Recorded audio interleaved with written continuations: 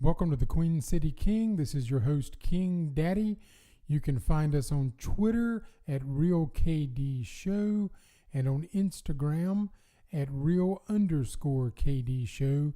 We also have a Facebook page, King Daddy Radio Show. So you can find us at any one of those places, or you can email us at kdshow1984@gmail.com. Please, if you like our content or have any questions, please subscribe to us. Please download this as often and pass it on if you can. And we will be glad to answer emails, read emails over the air, or do whatever we can do. We love to be interactive with our fans. I'm sure if you wanted to, you could find a way to call me on any of those things. If you have any questions, I'll be glad to talk to you about anything you want to talk about. So let's get right into it.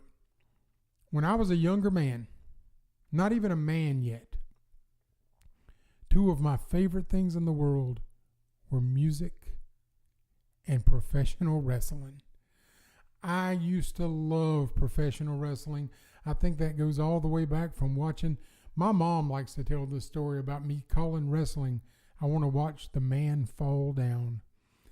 So I grew up watching wrestling every time it came on television. I would go to the live events every time they came to Charlotte. I would go to the live events every time they came to a high school gym or a National Guard armory. I just loved wrestling. And when it came to music, I listened to albums.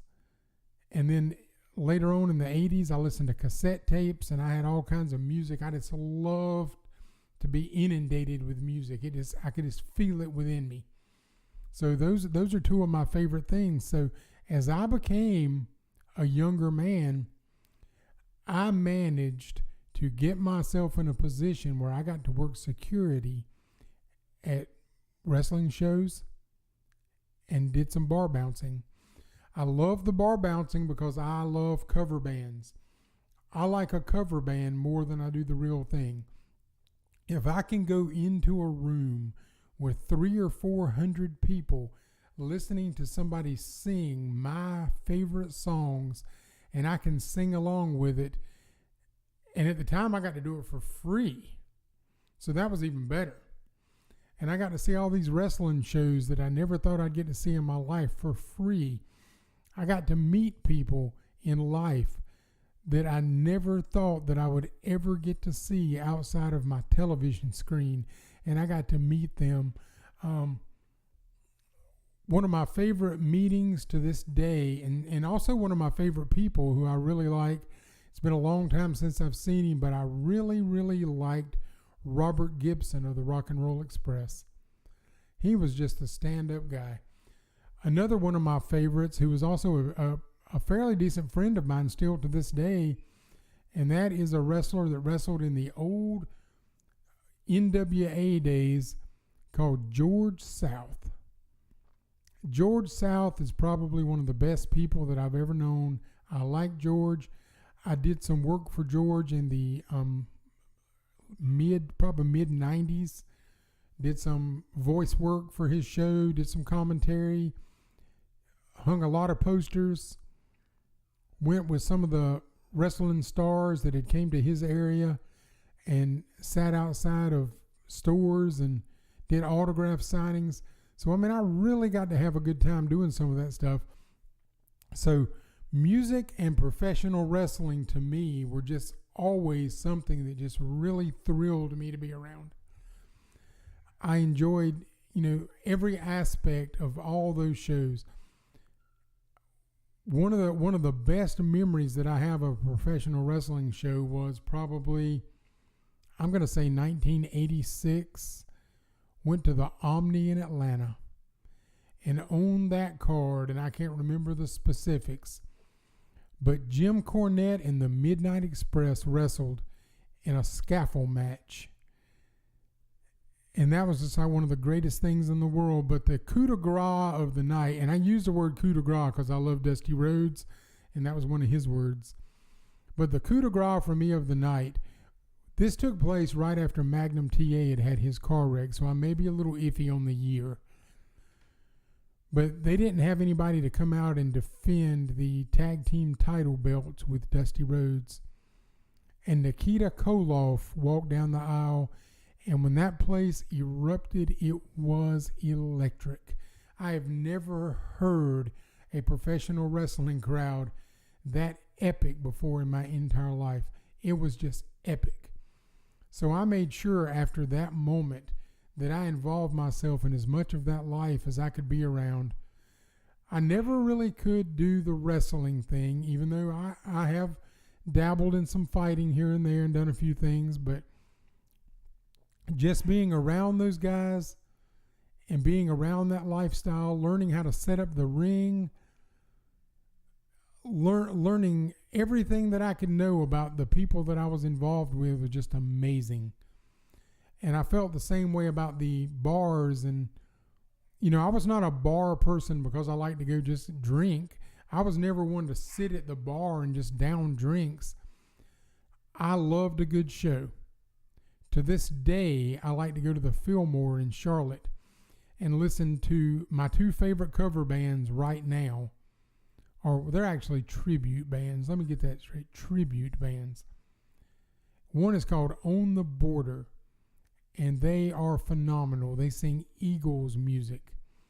And when you go over to the Fillmore and you listen to On the Border sing your favorite Eagles songs, when they sing Lion Eyes and Hotel California and New Kid in Town, you can close your eyes and sing along with that song, and it will remind yourself of singing along with a cassette tape in your car when you're riding down the road. It is so awesome.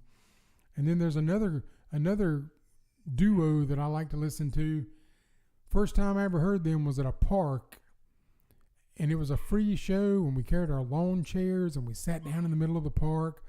It was a beautiful night. It was probably about 80 degrees, a little warm, but it was still nice. My wife and I carried a picnic lunch. She snuck some wine in, and we listened to a duo called Face to Face. One of the guys in Face to Face was Billy Joel character, and the other character was Elton John. They sat two pianos on the stage facing each other, and they literally played Billy Joel and Elton John songs for 2.5 hours. It was amazing. I never was much of one to go to concerts when I was younger, even though back then concerts were cheap. They were like $10. But I've only been to about 5 or 6 real concerts in my entire life.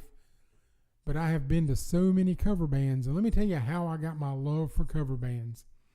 When I was probably 12 years old, my dad did a party at a Holiday Inn where he was working. And they had a party in the Holiday Inn. And the cover band there was one that did Rolling Stone songs. I don't remember hardly anything else about the night but one thing. I was sitting on a stool on the other side of the room trying to stay out of the way, and that band sang Beast of Burden by the Rolling Stones. And I was captivated by that sound, by that barroom cover band sound so much that when I grew up, I had to be a bar bouncer and I had to listen to that sound. So I have heard so many cover bands over the years. I have another really good friend of mine, Doug Funderburk. He's a pretty good fellow. I'm going to have to tag him in this later. But he used to be in a band called Stella Kid. Now, he's been in a couple of different bands, Stella Kid, Jester's Court. But Stella Kid was one that used to play at the bar that I worked at a good bit. They sang a lot of original songs. But Doug is in a band now called Soakin' Wet. Love the name of that band, Soakin' Wet. And they do a lot of cover songs, and it is just absolutely great. I mean, he has fun doing it. You can just see the energy of him on the stage. I mean, Doug's an older guy like me. He's not 20 anymore. He's in his 50s. And he gets up on stage and he acts like a 20-year-old, still has his long hair, and he dances around on stage and has a good time. And the audience gets into what he's doing so much that you can just feel the vibe of these people. And the vibe of the people got to be something that I used to really enjoy as well. I used to work at a little bar called Coyotes in a little town called Concord, just outside of Charlotte. And Coyotes did a cover band every weekend of different sorts. And we would usually have about 200 or 300 people that would come in and listen to the cover bands, and they would dance. We had a DJ that played between sets, and people would dance. And one of the funniest things to me was some of the people who were my age or older who would come in and listen to these cover bands, and they would turn their back to the band, and they would take selfies, and they would stick their tongues out, and they would make the duck face, and they were acting like kids again. These cover bands literally breathe life into people. When my wife and I go listen to On the Border over in Charlotte, she will literally close her eyes and sing every single word to Eagle songs. She knows the words to every single song. And she goes over there, and at 50 plus years old, me and her go over there, and we feel like we're back in high school again. It is just remarkable. And the professional wrestling shows are the same way. I would go to the professional wrestling shows, and I would watch the fans. Now, this is back in the day, and excuse me if anyone finds this offensive, but this is just the way I feel.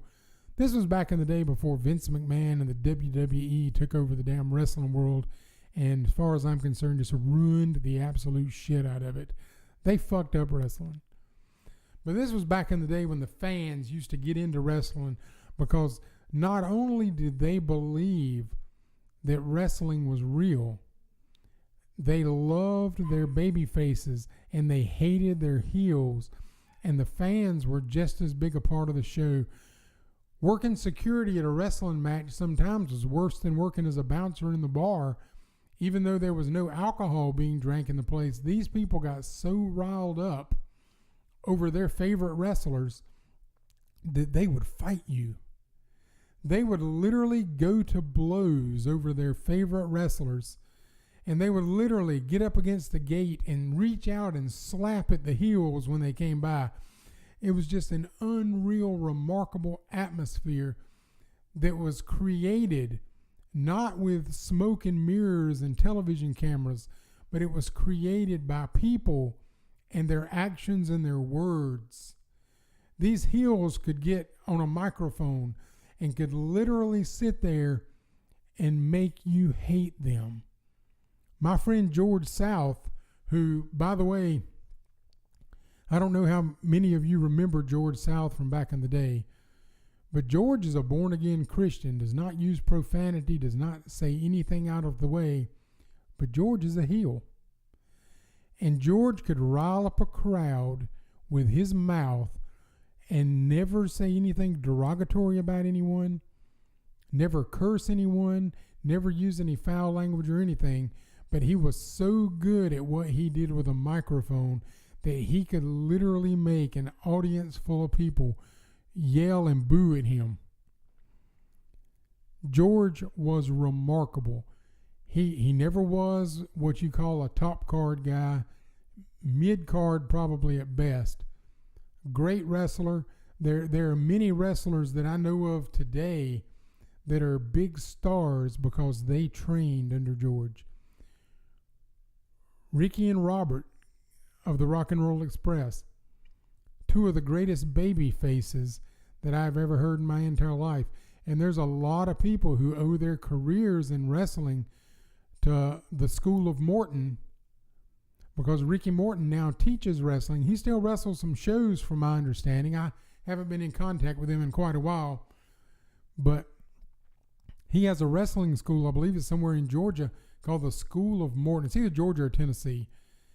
And there's a lot of people that owe their careers to that man. There are more people than I can name that owe their careers to George South and his then partner at the old PWF in Charlotte, the Italian Stallion. Many, many people have come through their camp and gone on to be successful superstars in larger federations. And it had nothing to do with the television.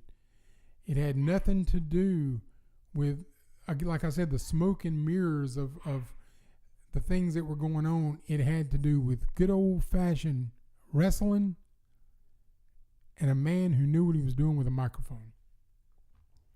That is the key. And that is one of the things that I really love also about the cover bands. The On the Border guys, they're not the Eagles. They're not commanding $125 for a nosebleed seat. I've gone to see On the Border at the Fillmore for $10. Upgraded to the VIP section, which, by the way, that only means that you have a private bar, not just for you, but for everybody in the VIP section has their own bar and a bathroom. But you could upgrade to the VIP section, and the On the Border guys commanded a presence that made you feel like you were at a big time show. It was absolutely amazing. And I got to witness so many of those things firsthand that, I've done some of those things in my life that are just unbelievable. I cannot believe, my life has consisted, I've had a few downs here and there, don't get me wrong. The whole heart surgery deal was a big downer, I'm not going to lie. Still sort of recovering from all of that. But there have been so many positive things that have taken place in my life through wrestling and music that I can't even describe to you, because I've not just been a casual listener or a casual fan. I got the opportunity in my life to involve myself in the shows and to have a good time with a front row ringside seat. And words don't even describe how it feels to be in that atmosphere. More people need to discover the art of the cover band, and I really wish that more people would discover these small territorial wrestling shows, because that is the future of wrestling. What you see on television now is not the future of wrestling. That is camera tricks, over steroid bodies, pretty girls prancing around out there to take your focus off the show. But if you really want to see some really good professional wrestling, if you really want to hear some really good music, I suggest that you go to some of these smaller shows and go see some cover bands. I believe that if more people would get involved in loving cover bands and supporting cover bands, because most of these cover bands are from the area where you live, and if you will support that, you'll do three things. One, you will have a damn good time. You will have more fun than you've ever had in your life, and you will have memories that you can talk about forever. Two, you will support those people who live in your community and make their living putting on those shows for you. And then thirdly, you will not be sinking a bunch of money into some large corporation. You will be putting money back into the economy of the area in which you live. And you will not be sacrificing a thing. You can do those things, you can love those things, and you can have just as good a time doing this as you can going to a concert at your local Coliseum and paying $75 to $100 to sit in the nosebleed section, when you can sit on the floor or stand on the floor at a smaller show and get just as good or a better performance as you would ever get in a Coliseum. And secondly, these guys, when the show is over, they are so appreciative of you being there that they will come down, they will shake your hand, they will talk to you, you can get to know them, you can develop relationships with some of these guys, and they will remember you when you come back. It is a beautiful thing to do things with your community. Another thing that I'm an advocate for, besides the local wrestling and the local music, is local shopping. Try, if you possibly can, and I'm going to throw out a little advertisement here on the podcast that they're not my sponsor. I've not talked to them about this, but I bought my equipment for my show, all the way down to the adapters that I needed to plug in my phone and my computer. at a local music store in the adjacent town to Charlotte of Concord, North Carolina, called Music and More. I bought my equipment in Music and More because I can walk in that store and they know me when I walk in the door. I walk in the front door of that store and they say, "Hey, Mr. King, how are you today? What can we help you with?" They get it for me. They make it happen. If I don't know how to use it, they will take it out of the box and they will explain it to me right there on the counter. That is the beauty of doing things in your community. And another thing that I'm an advocate for in your community is the adoption of dogs and cats. I'm going to mention cats, even though I'm not a cat person. But if you believe in having pets, if you believe in saving pets, go to the local shelters and adopt a pet. Don't go to a pet store and buy a pet that you don't know where they came from. Go to the local adoption place and adopt a pet. Adopt an older pet. They need love too. There are so many little things that you can do. Not everybody can save the world, but you can damn sure help save your part of it by doing little things. And the thing about it is, those little things are fun. The cover bands are fun. The wrestling shows are fun. The pets that you get from those adoption places will manifest themselves in your heart for as long as they live. They will love you unconditionally. I believe in local. I believe in doing as much stuff local. If you live in Charlotte, North Carolina, like I do, or in Kalamazoo, or wherever, you have local things that you can do.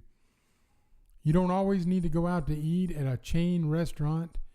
There's a diner somewhere up the road that has a hell of a better burger and french fries than Burger King. There's a local donut shop or coffee shop. Well, I'm going to go ahead and throw out another disclaimer. Another advertisement, if you will, since we're talking local. You can go to Starbucks, and I'm not going to lie to you and tell you that I don't go to Starbucks, because I do. But there is a little place in a small town located around here in Mooresville, North Carolina. So if there's anybody listening, Clutch Coffee in Mooresville, North Carolina has just as good a product as Starbucks for half the money. Just as good. And I've been to coffee shops that did not have just as good a product, but Clutch Coffee does. I drink one of these mocha light drinks, sugar-free chocolate with almond cream. And to me, theirs is better than Starbucks. I would rather go to Clutch. I will ride the extra 15 minutes to Clutch as opposed to going to Starbucks, which is right up the street. I like it that much. I will go to Music and More, and I will buy sound equipment way before I will drive to one of those big box stores in Charlotte. I've had to do it from time to time because, sometimes you go into the local places and they don't have everything you're looking for. But most of the time, if you're patient, they can get it. Local is the way to go if at all possible. But let's get back on track. Cover bands. Let me tell you a couple of good cover band stories. When I was working at Coyotes, I was working the front door one night, and we had a DJ that was kind of doing between the show sets, and he was playing songs that, quite frankly, I'd never heard of. I now know what the Cupid Shuffle is, but I had no clue at the time. But he would play the Cupid Shuffle, and everybody would get out there on the dance floor and do that Cupid Shuffle dance. And I was sitting there watching 40 and 50-year-old people laughing, drinking, cutting up, having a good time, dancing the fucking Cupid Shuffle. Even if they weren't any good at it, they were doing it and they were having a good time.